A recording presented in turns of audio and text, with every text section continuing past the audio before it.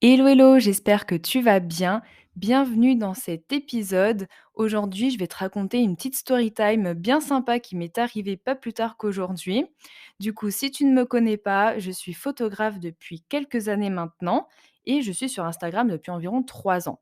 C'est vrai que en ces 3 années d'Instagram, j'ai eu beaucoup de demandes d'autres photographes pour les aider, et cetera et moi, c'est vrai que, je suis quelqu'un qui adore aider les autres et du coup, c'est vrai que j'ai tendance à peut-être un petit peu abuser et à donner mon temps à, n'importe qui.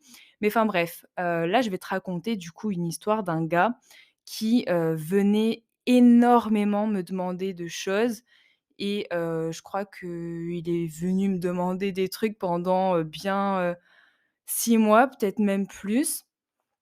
Et c'est vrai que moi, j'ai toujours répondu, j'ai toujours voulu aider, tout le monde. Donc ce gars-là, je lui répondais tout le temps, j'étais très gentille avec lui.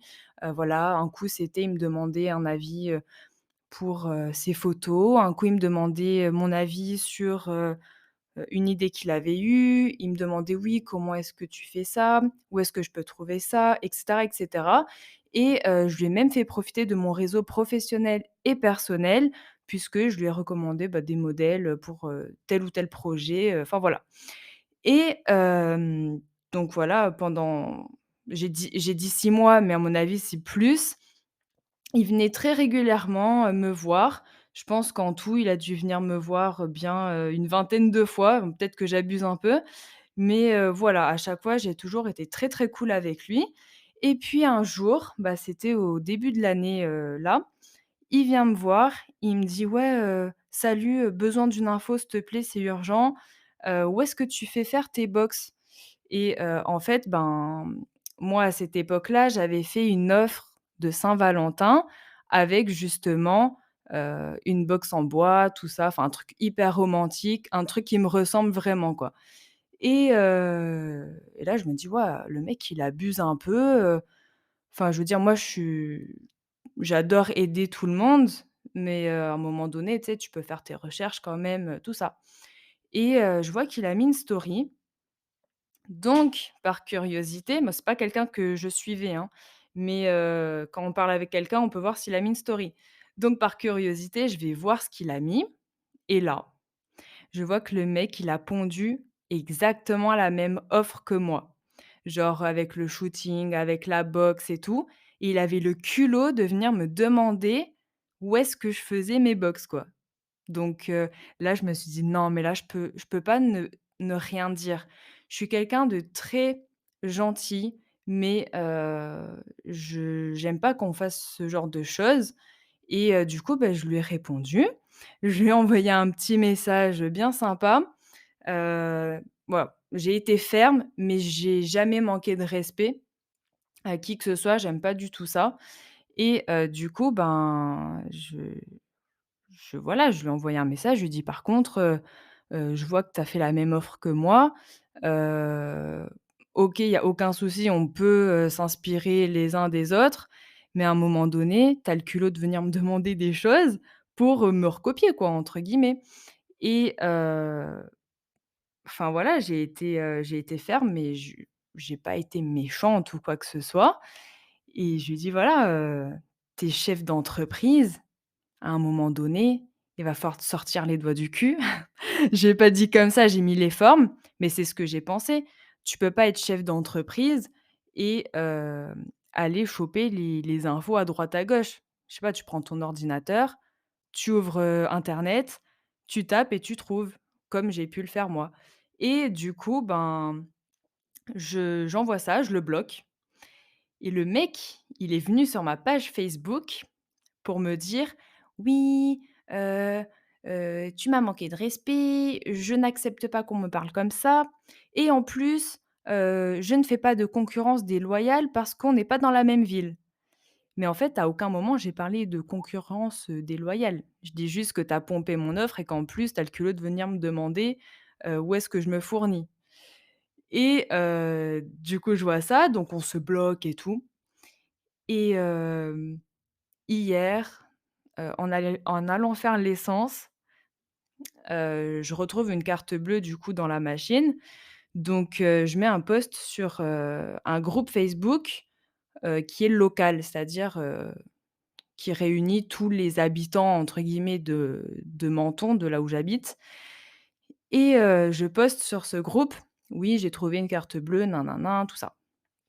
Donc le monsieur de la carte bleue, poste, un truc sur le groupe en mode: «Oui, Emma Durand, je vous ai envoyé un message, est-ce que vous pouvez me répondre?» Et là, je vois une dame qui commente et qui dit: «Ah, je comprends pas, qu'est-ce que vous avez de spécial?» Je dis: «Mais qu'est-ce qu'elle raconte, pourquoi elle dit ça?» Donc je lui demande: «Comment ça? J'ai pas trop compris, qu'est-ce que vous dites?» Et là, elle m'envoie un screen et en fait, le mec était venu sous le post pour dire: «Ah, oui, c'est Emma Durand, la photographe là, oui, franchement, elle est vraiment spéciale celle-là, hein».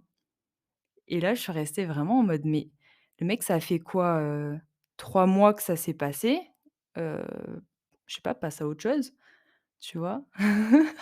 Du coup, j'ai été vraiment choquée et par contre, ça m'a vraiment touchée parce que, bah, moi, j'ai jamais rien fait de mal. J'ai toujours été gentille.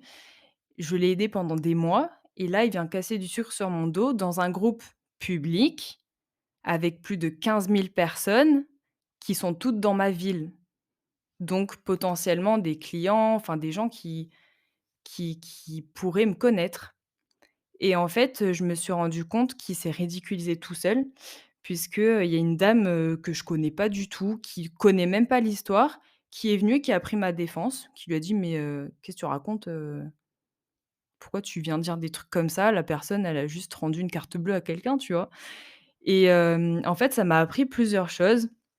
C'est que, bah, c'est OK d'aider des gens, mais je pense qu'il faut bien choisir les personnes à qui on accorde, ben, notre aide et notre temps et qu'il faut arrêter de perdre son temps avec des gens qui n'en valent pas la peine et qui te donnent rien en retour et qui n'ont même pas la considération de se dire: «OK», enfin qui ont même pas le bon sens de se dire: «OK, je demande de l'aide, mais je vais pas abuser non plus», tu vois?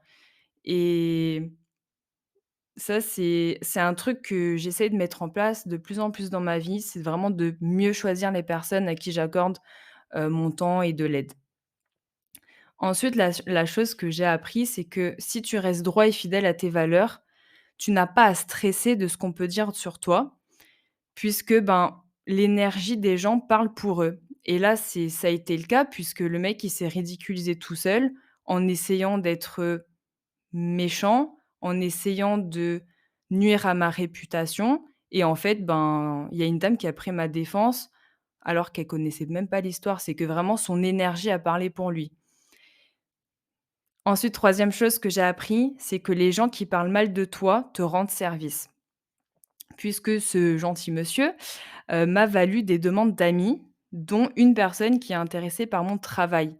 Donc ça montre bien que, ouais, elle va mal parler de toi, mais les gens, quand ils voient quelqu'un qui dit: «Oui, untel, je l'aime pas, nin nin nin», le premier réflexe qu'on a tous, c'est d'aller voir qui est cette personne. Donc ça te rapporte du trafic. Et la dernière chose que je pourrais te dire, c'est reste toi-même. Il y aura toujours des ingrats qui essaieront de salir ta réputation ou des gens pas contents. On va toujours dire: «Oui, mais tu as fait ci, tu as fait ça». Donc autant faire ce qu'on veut. Ça, c'est vraiment le truc que j'ai le plus appris en mes 3 ans d'entrepreneuriat. C'est vraiment bah, d'être qui on est vraiment, d'être authentique puisque dans tous les cas, il y aura toujours des gens qui auront quelque chose à dire, sur ta manière de travailler, sur, ce que tu dis, sur tes valeurs et cetera et cetera. Voilà, j'espère que la story time t'aura plu. Moi, j'avoue que je suis encore un petit peu, sous le choc. J'arrive pas à concevoir qu'il y ait des personnes aussi malveillantes et qui restent bloquées, en fait, dans un truc de ressentiment comme ça me choque un petit peu. Mais en tout cas, voilà, j'espère que, bah, tu auras, apprécié la petite histoire et que mes leçons t'auront aidé aussi. Je te dis à très vite dans un prochain épisode. Ciao, ciao.